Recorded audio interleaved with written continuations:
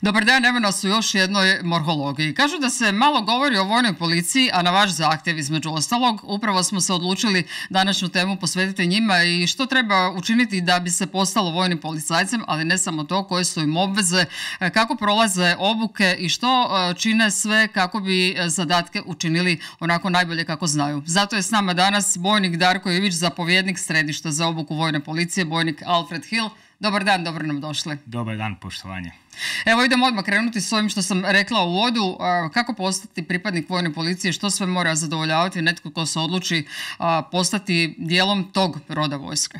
Kada govorimo o pukovniji vojne policije, važno je napomenuti na početku da je pukovnija vojne policije postrojba sa posebnim uvjetima popune, jedna od postrojbi sa posebnim uvjetima popune u oružanim snagama, i kandidati koji žele pristupiti i ući u vojnu policiju moraju zadovoljiti neke temeljne uvjete koje vrijede za sve postrojbe sa posebnim uvjetima popune, kao što je prije svega dragovoljnost. Dakle, svi kandidati koji žele ići u postrojbe sa posebnim uvjetima popune moraju to učiniti dobrovoljno.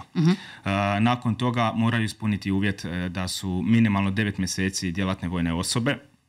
Sljedeći kriterij je da u kalendarskoj godini u kojoj se objavljuje interni oglas za popunu dužnosti ne navršavaju više od 28 godina i naravno moraju zadovoljiti zdravstvene kriterije, psihičke kriterije, kriterije tjelesne spremnosti. Ne smiju imati nikakvih zapreka za prijem u postrojbe sigurnosne zapreke za prijem u postrojbe sa posebnim uvjetima popune i također zadovoljiti određene psihičke kriterije. Dakle, to su nekakve temeljne odredbe za sve postrojbe sa posebnim uvjetima popune. Osim toga, kada govorimo o popunu za vojne policije, potrebno je zadovoljiti još neke uvjete. Dakle, kandidati moraju imati položenu B kategoriju, moraju biti plivači, moraju zadovoljiti i posebne kriterije tjelesne spremnosti koji su vezani za pukovniju vojne policije i postrojbe u vojnoj policiji. Također moraju zadovoljiti kriterij vezan za neke antropometrijske mjere, tu mislimo na visinu, znači za muškarce je to 170 cm minimum, a za žene 160 cm. I također tu je važno napomenuti da oni kandidati koji žele pristupiti u pukovniju vojne policije u postrojbu satnije antiterorističke vojne policije i u postrojbu satnije za zaštitu VIP osoba, oni uz to također moraju još i proći selektivnu obuku za prijem u satniju antiterorističke vojne policije i satniju za zaštitu VIP osoba. I možemo reći da je to zapravo samo početak cijelog ciklusa. Oni kandidati koji zadovolje ove uvjete upućuju se na tečaj za ovlaštenu službenu osobu koji se provodi u središtu za obuku vojne policije bojnik Alfred Hill. Taj tečaj za ovlaštenu službenu osobu traje otprilike 4,5 mjeseca i na tom tečaju kandidati usvajaju sva ona znanja koja su im potrebna za budući rad na njihovim dužnostima u koje će biti raspoređene, razvijaju sve one vještine koje će im biti važne za njihov budući posao. Također kroz taj tečaj za ovlaštenu službenu osobu vojne policije provjeravamo i potvrđujemo i nekakve kognitivne sposobnosti, konativne osobine ličnosti koje smo kroz ovaj selektivni postupak prethodno inicijalno utvrdili. Znači to sad kroz određene situacije, što teorijska predavanja, što mahom praktičnu obuku, sada to i potvrđujemo. I po završetku cijelog tečaja za ovlaštenu službenu osobu vojne policije pristupaju završnom ispitu koji se sastoji od usmenog dijela i od pismenog dijela. Nakon što polože taj tečaj za ovlaštenu službenu osobu, oni kandidati koji idu u raspored u temeljne satnije vojne policije, dok u raspoređuju se na svoje dužnosti, a kandidati koji su završili tečaj OSO i nastavljaju svoj put prema satniji antiterorističke vojne policije i satniji za zaštitu VIP osoba, oni se upućuju na još jednu obuku, to je obuka za rad u satniji antiterorističke vojne policije i obuka za rad u satniji za zaštitu VIP osoba. Sad kad ste ovo sve pobrojali, a bome ste svašta rekli, nije jednostavno postati vojni policajac. Što se tiče zahtjevnosti cijelog ovog procesa, naravno da je on zahtjevan, naravno da je to i dug proces. Međutim, ono što je velika prednost kada govorimo o popuni pukovnije vojne policije, znači kandidati koji se nama javljaju su već pripadnici oružanih snaga. Dakle, oni su već prošli određenu selekciju za prijem u djelatnu vojnu službu, odnosno u vojnu službu, završili su dragovoljno osposobljavanje, završili su specijalističku vojnu obuku dobili su raspored u određenim postrojbama u oružanim snagama, radili tamo neko vrijeme i sada se prijavljuju za rad u pukovniju vojne policije i zapravo možemo reći da već kroz taj proces prethodni dobivamo već onako izgrađene, provjerene ljude koje mi onda dodatno provodimo kroz nekakve nama važne kriterije i naravno nadograđujemo njihova znanja, razvijamo njihove kompetencije, njihove vještine, ono sve što će njima biti potrebno kasnije i također tim putem ono što posebno pokušavamo učiniti kroz ovaj tečaj za ovlaštenu službenu osobu, to je da sa svim tim ljudima pokušamo izgraditi i određeni sustav vrijednosti koji je definiran za sve pripadnike vojne policije. On proizlazi iz nekakvih moralnih i etičkih načela kojih smo se dužni pridržavati. Dakle, od svih tih pripadnika očekujemo da izgrade međusobno povjerenje, da su časni ljudi, pošteni, da su to ljudi koji su domoljubi, koji njeguju tradiciju, kulturu svih naših heroja, naših hrvatskih branitelja i zapravo da kroz svoj rad budući budu ogledalo tih naših hrvatskih branitelja. Jedan od zadataka koje ste sada rekli je zapravo pratnja štićenih osoba. Koliko je to težak zadatak? Ima onih političara recimo koji često znaju malo izbjeći protokol. Koliko ih je teško pratiti? Sam taj posao on uključuje znači nekoliko postrojbi, odnosno ustrojstvenih jedinica pukovnije vojne policije. Primarno neposredno osiguranje provodi satnija za zaštitu VIP osoba, ali uvijek uz njih su uključeni i pripadnici satnije antiterorističke vojne policije i pripadnici temeljnih satnija vojne policije. Dakle, to je uvijek jedna složena, kompleksna i zahtjevna zadaća. Ne samo zbog važnosti te zadaće i onoga što njome moramo ispuniti, nego i zbog broja ljudi koji sudjeluju u provedbi takvih zadaća. Naravno da kada krenemo u prosudbu prije planiranja, pripreme i organizacije same zadaće, da u samoj prosudbi već pokušavamo onako detektirati moguće nekakve situacije koje bi mogle omesti naš rad, ali zapravo dok dođemo do samog trenutka provedbe, kroz ovaj ciklus prosudbe, planiranja, pripreme, organizacije, to se sve uskladi i zapravo nema nekakvih velikih izazova na samom taktičkoj razini prilikom provedbe tih zadaća. I na kraju krajeva u ovom dijelu posla vrijedi jedno temeljno i osnovno načelo, a to je da sigurnost nema cijenu.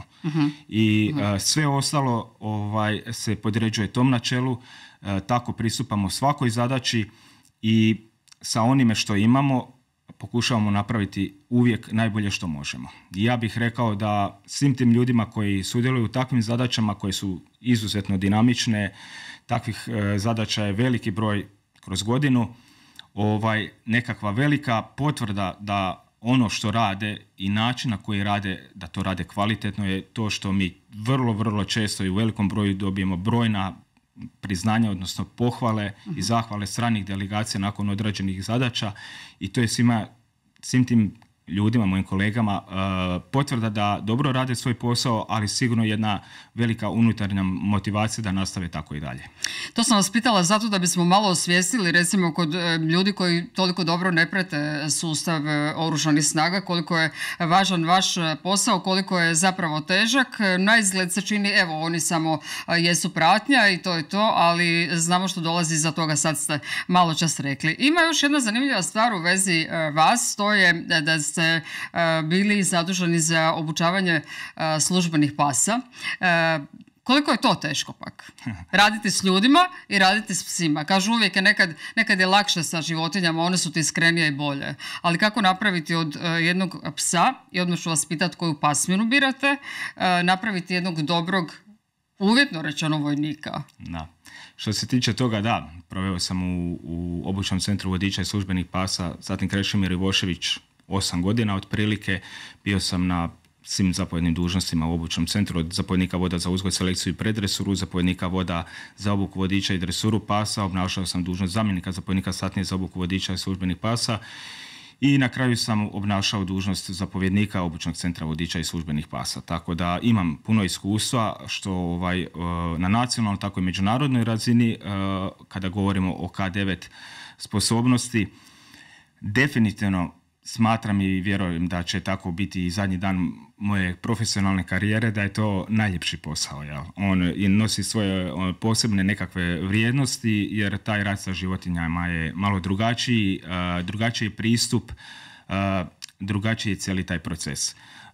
Te životinje, odnosno ti naši službeni psi su psi koje smo mi uzgojili za naše potrebe i iz toga proizlazi i velika odgovornost prema tim životinjama, jer oni nisu se dobrovoljno prijavili da dođu raditi kod nas. Dakle, od početka do kraja mi smo ti koji smo odgovorni za njih. Koliko je zahtjevno, govori možda najbolje činjenica da cijeli proces od samog uzgoja pa do licenciranja operativnog vodiča i službenog psa je proces otprilike koji traje 2,5 godine. To je proces koji je zahtjevan naravno i za službenog psa, jer je puno različitih faza odgoja i obuke koje moraju proći i selekcije tim putem, ali isto tako i za ljude koji rade taj posao. Jer rezultati se vide nakon puno vremena i jedna od onako stvari koja je potrebno je biti strpljiv. Uporan i strpljiv. Tako da, evo.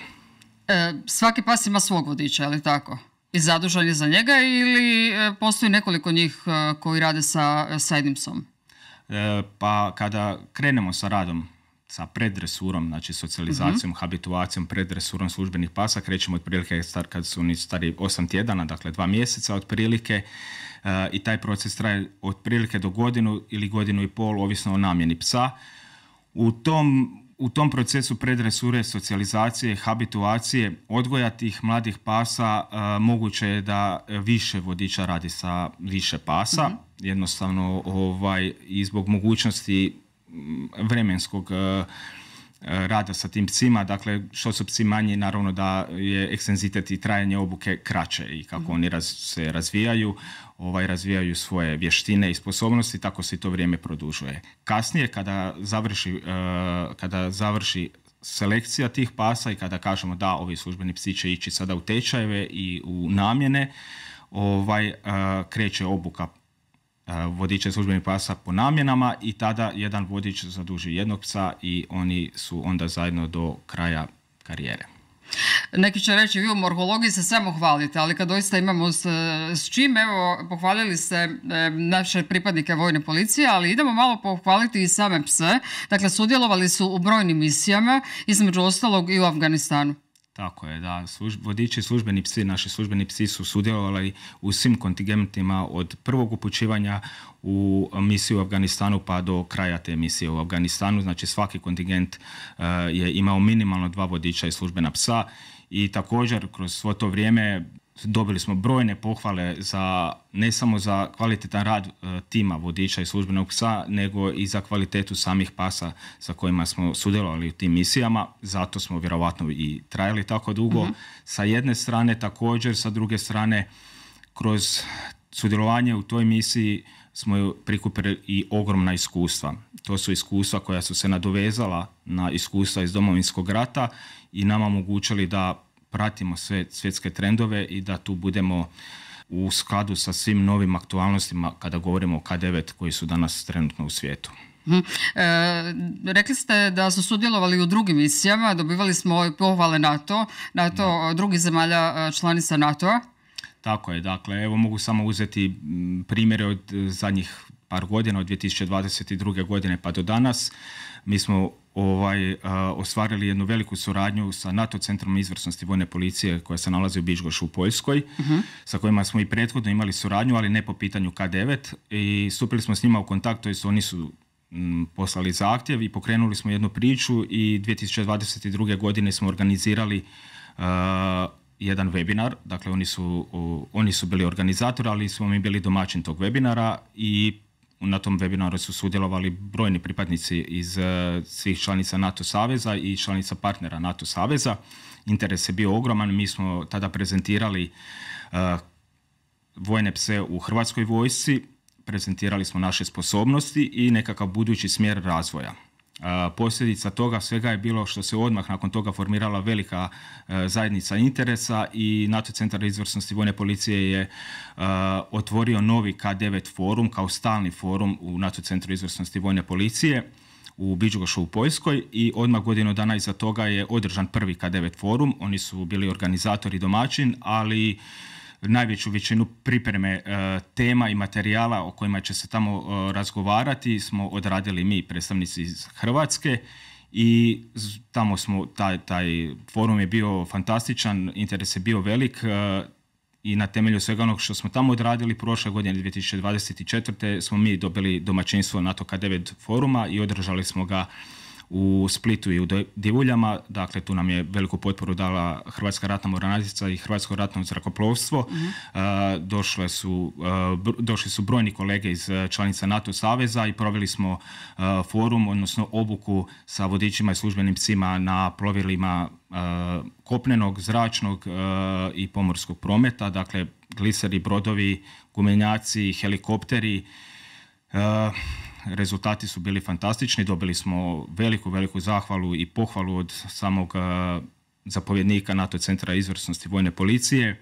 Slijedom navedenog smo i ove godine sudjelovali na tom forumu koji je održan u Poljskoj u organizaciji Europske sigurnosne akademije, te smo dobili čast da iduće godine ponovno budemo domaćin NATO K9 foruma. Kada bismo ovako samo pobrojali ukratko, koji su sve zadaci koje psi rade, koji mogu obavljati? Dakle, znamo da policijski psi recimo na granici mogu otkriti drogu. Slučaju li tomu i vojni psi, odnosno koje su im sve zadaće? Da.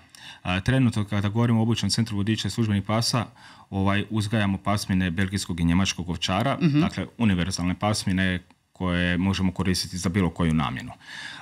Provodimo obuku za potrebe Oružanih snaga Republike Hrvatske, dakle svih postrojbi ustrojstvenih jedinica Oružanih snaga koji u svom sastavu imaju pse, od vojne policije, zapovjedništva specijalnih snaga, zapovjedništva za potporu, počasno-zaštitne bojne, ali isto tako provodimo obuku vodiča i službenih pasa za potrebe Ministarstva pravosuđa i uprave zatvorski sustav. Imamo veliku suradnju sa Ministarstvom financija, Carinskom upravom, Ministarstvom unutarnjih poslova. Namjene koje obučavamo su detekcija droga, detekcija eksploziva, zaštitni psi ili kombinacija zaštitnog psa i detekcije eksploziva. To su psi za satniju antiterorističke vojne policije i psi za naše zapovjedništvo specijalnih snaga. Također imamo čuvarske pse koje obučavamo za potrebe zapovjedništva za potporu. Oni njih koriste u osiguranju i čuvanju nekakve ključne infrastrukture od posebnog značaja za Ministarstvo obrane i Oružane snage. Također pokrenuli smo projekt novi koji će uskoro zaživjeti, dakle za potrebe zatvorskog sustava krenut ćemo u obuku prvog psa za detekciju elektroničkih uređaja za pohranu podataka. Dakle, govorimo o USB stikovi, mobiteli i takve stvari. I naravno, tu su tragački psi koje smo osposobili, tragački pas koji smo obučili za potrebe satnije antiterorističke vojne policije i sve eventualne neke druge namjene koje bi se mogle u budućnosti pojaviti. Evo, pobrali smo dobar dio toga što radi vojna policija. Sad imam možda pitanje koje je malo teže. U nekim slučajevima kada netko zgriješi, uvjetno rečeno u Hrvatskoj vojsci, djeluje vojna policija. Koliko je teško postupati protiv kolega? Pa gledajte, uvjetno rečeno protiv, jer nitko nije kriv dok mu se bilo što ne dokaže. Da.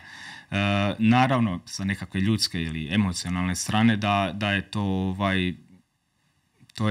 nije to uvijek lako i jednostavno, međutim sa druge strane to je naš posao i taj posao koji mi radimo, znači pružanje potpore Ministarstvu obrane i Oružanim snagama, osiguravajući nesmetano i sigurno funkcioniranje obrambenog sustava naše države je izuzetno bitno i važno i najbitnije zapravo u cijeloj toj priči i ono je važnije i od tih nekakvih onih normalnih ljudskih osjećaja koji se pojave u takvim situacijama i ta naša postupanja su u skladu sa pravilima naše struke i mi uvijek sa druge strane imamo svog kolegu na kraju krajeva. Svog kolegu sa kojim ćemo možda sutra biti u nekoj zadaći rame uz rame. Jel? I to se vidi u našim postupanjima i u našem radu. A i kolege sa druge strane razumiju da je kao što i oni imaju svoje zadaće i uloge i ovo je naša zadaća i uloga koju moramo zbog svih nas raditi i ispuniti najbolje što možemo. Odraditi i provesti, jasno. Sad, polako razgovor već privodimo kraju. Nije bez razloga vukovarski vodotoranj, između ostalog simbol naše morhologije. Kad smo kod toga, počinju dani sjećanja na žrtvu Vukovara, obljetnica Blage Zadre, dakle sad su ti dani koji su bili najteži u obrani Vukovara i tu sudjeluje vojna policija. Tako je, znači evo 4. godinu za redom pripadnici pukovne vojne policije proveli su memorijalnu pješačku hodnju od Zagreba do Vukovara u trajanju od 10 dana, znači dionica nekih 307 km.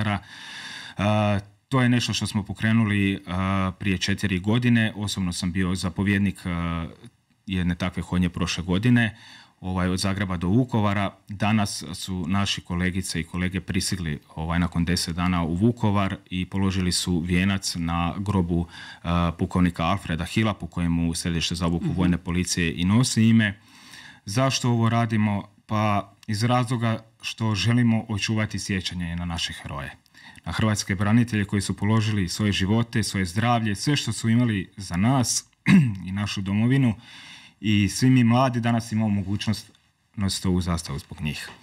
I iskoristio bih ovu priliku da sad slijede ti dani, da se svi njih prisjetimo, ali da ne zaboravimo sve naše hrvatske branitelje koji su živi, oni su naši heroji i ostaće uvijek takvi. I dok budu živjeli u našim sjećanjima, u našim srcima, živjet će vječno. Bojničević, nemam na ovo više što reći, podijele su vas emocije kao i mene, to su ti dani u kojima ćemo ponovno biti zajedno, pratit ćemo ih i kroz morhologiju. Hvala vam puno. Hvala vama. Hvala i vama što ste bili s nama, budite i sljedeći put uz morhologiju.